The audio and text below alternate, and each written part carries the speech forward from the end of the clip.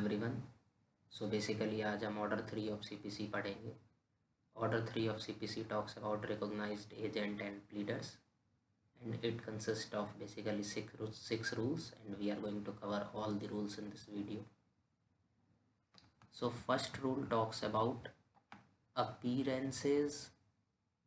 etc may be in person by recognized agent or by pleader. So first rule basically ये कहता है कि कोई अपीयरेंस या फिर कोई एप्लीकेशन या कोई एक्ट जो कि किसी भी कोर्ट में लॉ के थ्रू ऑथराइज है कि वो किया जाना है पार्टीज़ के द्वारा, तो वो पार्टीज़ के द्वारा किया जाएगा except where otherwise expressly provided by any law for the time being in force. अगर किसी और लॉ में कुछ और दिया हुआ है तो उस अकॉर्डिंग वो अपीयरेंस एक्ट या फिर एप्लीकेशन कोर्ट में फाइल होगा पार्टीज़ के द्वारा। लेकिन अगर ऐसा कोई भी एक्सप्रेस प्रोविज़न किसी और लॉ में नहीं दिया हुआ है तो उसी अकॉर्डिंग होगा, जो कि रूल 1 ऑफ ऑर्डर 3 कहता है। सो रूल 1 ऑफ ऑर्डर 3 कहता है कि ये सारे अपीयरेंसेस एक्ट और एप्लीकेशन पार्टीज़ के द्वारा कोर्ट में किए जाएंगे, पार्टीज़ के द्वारा कोर्ट में किए जाएंगे। उसमें 3 पॉइंट वो कहता है। पहला, या तो पार्टी के द्वारा इन पर्सन कोर्ट में किया जाएगा, या उसके रिकॉग्नाइज्ड एजेंट के द्वारा किया जाएगा, या फिर उसके प्लीडर के द्वारा किया जाएगा। वो प्लीडर जो कि अपीयर हो रहा हो या फिर अप्लाई करेगा या उनके बिहाफ पे एक्ट कर रहा हो। और प्रोवाइजो ये कहता है कि कोई appearance if the court so directs be made by party in person. अगर कोर्ट डायरेक्ट करती है कि कोई अपीयरेंस जो कोर्ट में होगा उसमें पार्टी को इन पर्सन अपीयर होना पड़ेगा, तो पार्टी को इन पर्सन अपीयर होना पड़ेगा। वहीं पर रूल 2 बात करती है रिकॉग्नाइज्ड एजेंट्स के बारे में। सो बेसिकली रूल 2 ये कहती है कि recognised agents of parties by whom such appearance applications and acts may be made or done are। So recognised agent parties के वो होते हैं जिनके द्वारा वो अपीयरेंसेस एप्लीकेशन और एक्ट किए जाते हैं कोर्ट में। सो देयर आर 2 सब रूल टू दिस। फर्स्ट सब rule states that person holding power of attorney authorizing them to make and do such appearances, application and acts on behalf of such parties। so वो person जो power of attorney hold करता है, वो person के पास ये authority है कि वो अपीयरेंसेस एप्लीकेशन और एक्ट कर सकता है पार्टी के बिहाफ पे। पावर ऑफ अटॉर्नी का मतलब होता है ऐसी अथॉरिटी जो कि एम्पावर करती है किसी दूसरे पर्सन को कि वो सारे लीगल और फाइनेंशियल मैटर्स में पार्टीज़ को रिप्रेजेंट कर सकती है, उसको कहते हैं पावर ऑफ अटॉर्नी। वहीं पे सब रूल 2 बात करता है पर्सन्स कैरिंग ऑन ट्रेड और बिजनेस फॉर और in the names of parties not resident with in the local limits of the jurisdiction of the court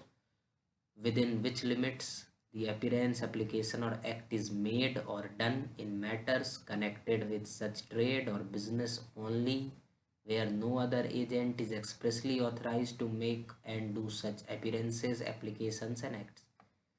second सब रूल ये कहता है कि ऐसा कोई पर्सन जो कि ट्रेड बिजनेस कैरी ऑन कर रहा हो पार्टी के नाम पे उस रेसिडेंशियल एरिया में जो कि कोर्ट्स के लोकल लिमिट्स ऑफ जुरिसडिक्शन के अंदर आती हो,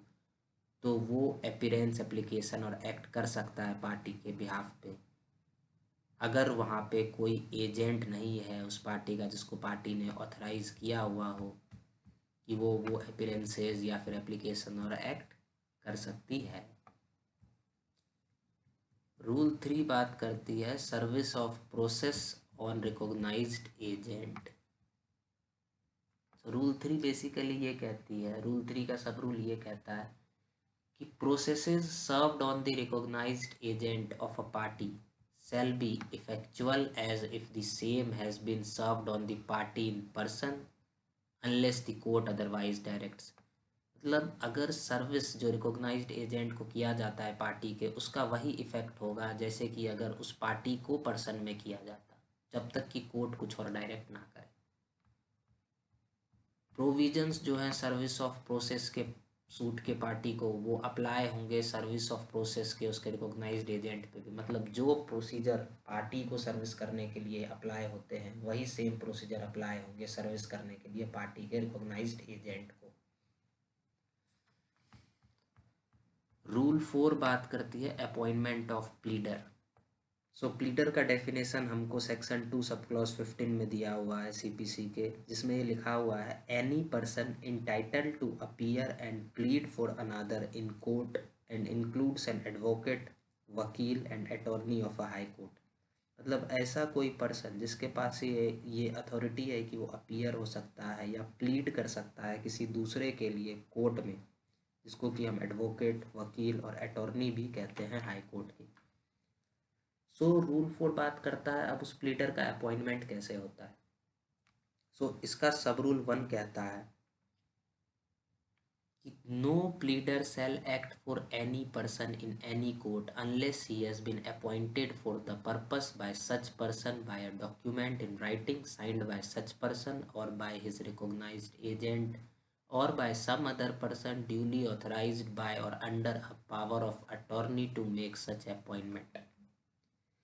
सो बेसिकली रूल 1 ये कहता है सब रूल 1 रूल 4 का कि प्लीडर एक्ट कर सकता है किसी भी पर्सन के लिए कोर्ट में अगर उसको अपॉइंट किया गया हो उस पर्सन के द्वारा एक डॉक्यूमेंट के थ्रू जो कि राइटिंग में हो, और उस डॉक्यूमेंट को साइन किया गया हो अपॉइंटिंग पर्सन के द्वारा या फिर उसके रिकॉग्नाइज्ड एजेंट के द्वारा या फिर उस पर्सन के द्वारा जिसको ऑथराइज किया गया हो पावर ऑफ अटॉर्नी के थ्रू। वहीं पे सब रूल 2 कहता है every such appointment shall be filed in court and shall for the purpose of sub rule 1 be deemed to be force until determined with the leave of the court by a writing signed by the client or the pleader as the case may be, and filed in court until the client or the pleader dies or until all proceedings in the suit are ended so far as regards the client। वहीं पे rule 2 ये कहता है कि जो written appointment court में किया जाएगा वो तब तक फोर्स में रहेगा, तब तक वैलिड रहेगा जब तक कोर्ट के लीव के साथ जो रिटन डॉक्यूमेंट साइन किया गया था पार्टीज के द्वारा उसको ख़त्म ना कर दिया जाए, या फिर क्लाइंट और प्लीडर की मौत हो जाए, या फिर सारे प्रोसीडिंग्स जो हैं सूट के वो कंप्लीट हो गए हो। सो सब रूल 2 बेसिकली यही कहता है कि वो जो भी अपॉइंटमेंट किया जाएगा कोर्ट में फाइल करके वो तब तक फोर्स में रहेगा जब तक उसको डिटरमाइन ना कर दिया जाए कोर्ट के परमिशन से, क्लाइंट के साइन के थ्रू और प्लीडर के साइन के थ्रू कि अब ये जो अब मैं इसका प्लीडर नहीं हूँ, ये मेरा क्लाइंट नहीं है। ये बात अगर वो कोर्ट के परमिशन के थ्रू राइटिंग में दे देते हैं कोर्ट में तो वो जो अपॉइंटमेंट हुआ था वो फोर्स में नहीं रहेगा उसके बाद। सेकेंड बात ये कहता है कि अगर क्लाइंट और प्लीडर दोनों में से किसी की भी मृत्यु हो जाए, अगर दोनों में से किसी की भी मृत्यु हो गई तो वो अपॉइंटमेंट ऑटोमेटिकली फोर्स में नहीं रहेगा। Until all the proceedings in the suit are ended so far as regards the client, जितनी भी प्रोसीडिंग्स हैं उस सूट की क्लाइंट के लिए वो सारी प्रोसीडिंग जब तक ख़त्म ना हो जाए तब तक वो अपॉइंटमेंट फोर्स में रहेगा। जिस दिन वो सारी प्रोसीडिंग ख़त्म हो गई वो अपॉइंटमेंट उस दिन से ख़त्म हो जाएगा। नाउ एक्सप्लेनेशन ऑफ रूल 4 ये कहता है कि जो प्रोसीडिंग्स की बात सब रूल 2 में दी गई है उस प्रोसीडिंग्स में क्या क्या इंक्लूड होता है। यहाँ हमने देखा ना, यहाँ पे सब रूल 2 में all proceedings in this suit. So इस प्रोसीडिंग्स में क्या क्या इंक्लूड होता है। इस प्रोसीडिंग्स में इंक्लूड होती है 4 चीज़ें। सबसे पहली, कोई भी अगर रिव्यू एप्लीकेशन लगाया गया है डिक्री और ऑर्डर के खिलाफ, कोई एप्लीकेशन अगर 144 और 152 ऑफ सीपीसी के अंदर लगाया गया है डिक्री और ऑर्डर से रिलेटेड, अगर कोई अपील फाइल की गई है डिक्री और ऑर्डर के खिलाफ, कोई एप्लीकेशन और act for the purpose of obtaining copies of documents or return of document produced or filed in the court or for obtaining refund of monies paid into court in connection with this suit। कोई application और act जो कि court में file किया गया हो या तो डॉक्यूमेंट की कॉपीज़ लेने के लिए या फिर रिटर्न ऑफ डॉक्यूमेंट के प्रोडक्शन के लिए या फिर रिफंड लेने के लिए जो मनी कोर्ट में पे किया गया हो सूट से रिलेटेड। सब रूल 3 कहता है nothing in sub rule 2 shall be construed as extending as between the pleader and his client the duration for which the pleader is engaged. So sub rule 3 का सब क्लॉज ए ये कहता है कि सब rule 2 जो भी बात कहता है उसका कुछ भी एक्सटेंड नहीं कर सकता है प्लीडर और क्लाइंट के बीच का एंगेजमेंट को उस एग्रीड टर्म से ज़्यादा जो कि उन दोनों के बीच में एग्री हुआ हो। मतलब जो उनका जो टर्म है प्लीडर और क्लाइंट का प्रोसीडिंग से रिलेटेड उसको सब रूल 2 का कुछ भी एक्सटेंड नहीं कर सकता है। वहीं पे सब क्लॉज बी ये कहता है authorising service on the pleader of any notice और document issued by any court other than the court for which the pleader was engaged except where such service was expressly agreed to by the client in the document referred to in sub rule 1। सो वहीं पे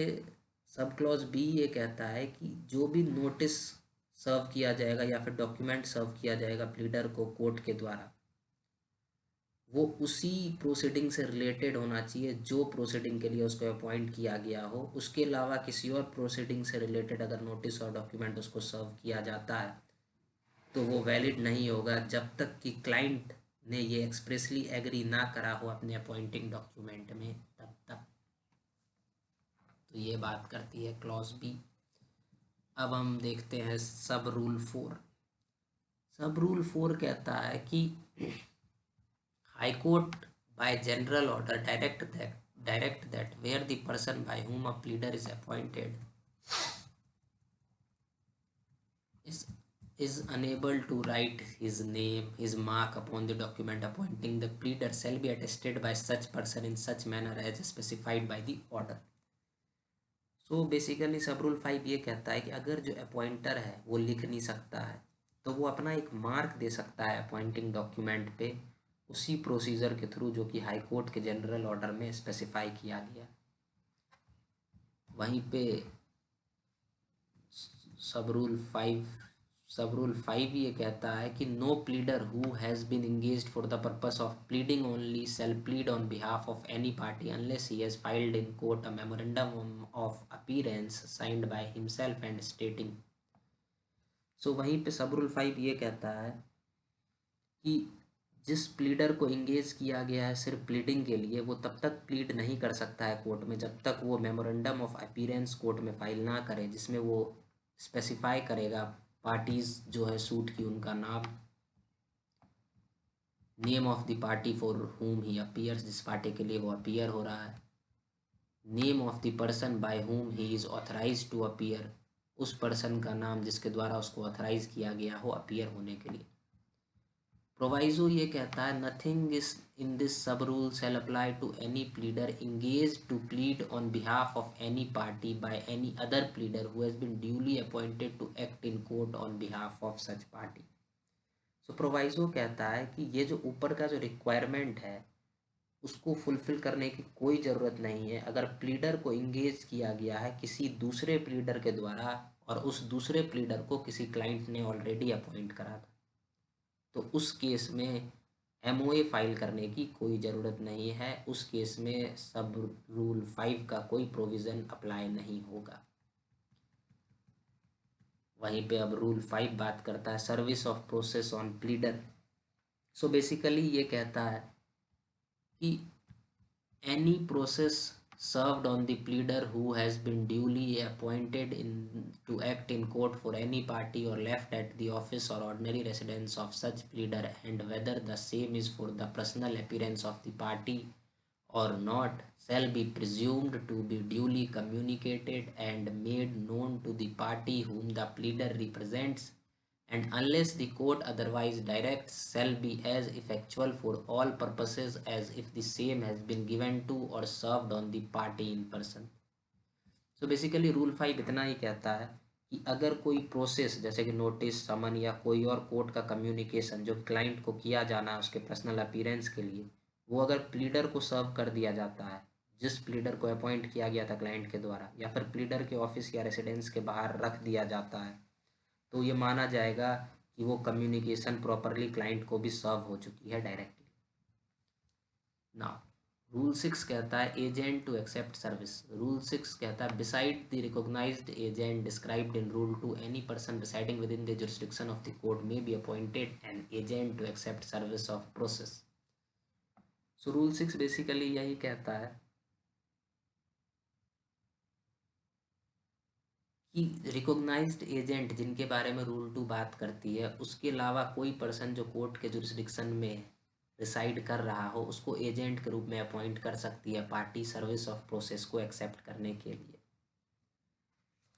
वहीं पे सब rule 2 कहता है appointment to be in writing and to be filed in court. So sub rule 2 ये कहता है अपॉइंटमेंट या तो स्पेशल हो सकता है या जनरल हो सकता है, और जो अपॉइंटमेंट होगा वो इंस्ट्रूमेंट के थ्रू होगा जो कि राइटिंग में होना चाहिए, जो कि साइन किया जाना चाहिए प्रिंसिपल के द्वारा। जो पर्सन अपॉइंट कर रहा है उसको हम प्रिंसिपल कहते हैं, उसके द्वारा साइन होना चाहिए। और अगर वो अपॉइंटमेंट जनरल है तो एक सर्टिफाइड कॉपी भी कोर्ट में फाइल होनी चाहिए। वहीं पे सब रूल 3 ये कहता है द कोर्ट में at any stage of suit order any party to the suit not having a recognized agent residing within the jurisdiction of the court or a pleader who has been duly appointed to act in the court on his behalf to appoint within a specified time an agent residing within the jurisdiction of the court to accept service of process on his behalf। So sub rule 3 ये कहता है court suit के किसी भी stage पे order कर सकती है सूट के किसी पार्टी को जिनका कोई रिकॉग्नाइज्ड एजेंट नहीं रहता है कोर्ट के जुरिस्डिक्शन के अंदर, या फिर कोई प्लीडर उस क्लाइंट के द्वारा अपॉइंट नहीं किया गया है, तो कोर्ट ये कह सकती है कि वो एक प्लीडर को अपॉइंट करे एक स्पेसिफाइड टाइम के अंदर, और एक एजेंट को भी अपॉइंट करे जो कि कोर्ट के जुरिस्डिक्शन के अंदर रिसाइड करता हो, जो कि सर्विस ऑफ प्रोसेस को एक्सेप्ट कर सके उनके बिहाफ पे। सो इसी के साथ हमारा ऑर्डर 3 ख़त्म होता है। नेक्स्ट वीडियो में हम पढ़ेंगे ऑर्डर 4। तब तक के लिए thank you for watching. We will meet in next video.